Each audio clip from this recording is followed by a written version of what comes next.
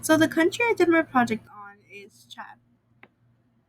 So Chad's GDP is 147th out of the whole world, and an average person only makes $62 a month, which is surprising because their number one export is petroleum, which is like a pretty big industry.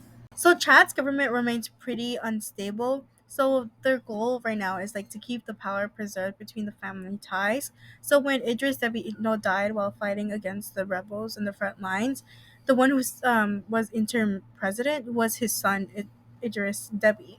And yes, he is running for elections. That may seem democratic, but really isn't, because like his opposition, like who's running against him, was just recently killed by government troops by a shot to the head.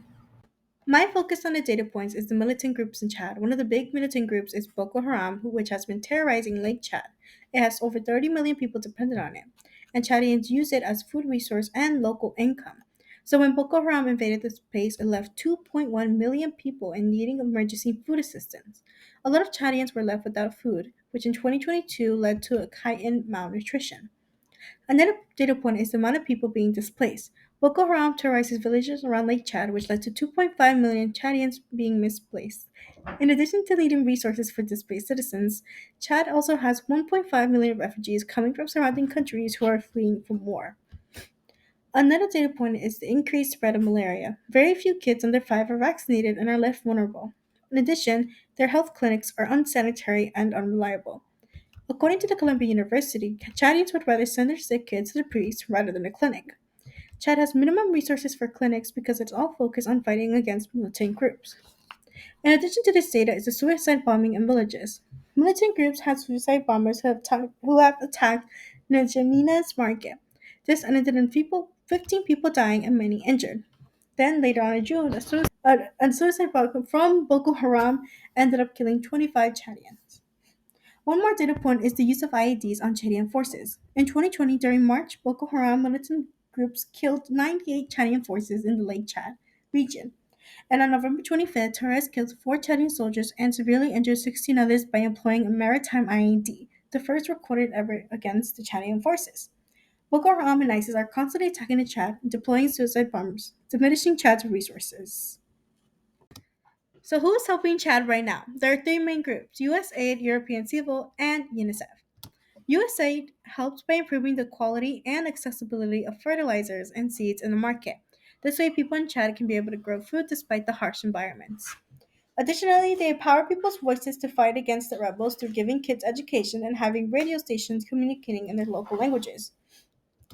European civil society has helped through delivering supplies. On May 31st, the EU launched a humanitarian air bridge to Chad, delivering over 450 tons of essential supplies. They also deployed planes to hard to reach areas so more people can have access to them. And lastly, UNICEF is mostly focused on helping the kids and immunizing them. They got 304,000 kids from 6 months to 5 years old to get the SAMS treatment, and they also vaccinated 120,000 children for measles. So, one of the solutions is to have troops specifically work with the villages so they can help with self defense and ways to actually get away when the militant groups attack the villages. Their second solution is to gather more journalists to expose who's like taking all the money away, especially because Chad's like number one export is petroleum, but their average citizen makes like little to no money. And the third is to build more water resources for Chad and send more supplies. So in Chad, there's a lot of uncultivated land which has underground water. So this would be better instead of just relying on rain. And the fourth solution is to have better agricultural techniques and create more artificial plants that can be maintained in droughts. So, some unanswered questions is which ethnic groups are getting most exploited in Chad?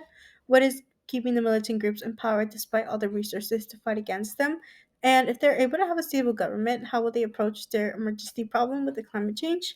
So this can also be used as further research. So Chad is like the number one country who is most vulnerable to climate change. Like they easily go from drought to flood. So like that's such a pending issue, but they can't really address it because right now they're so busy fighting against the militant groups.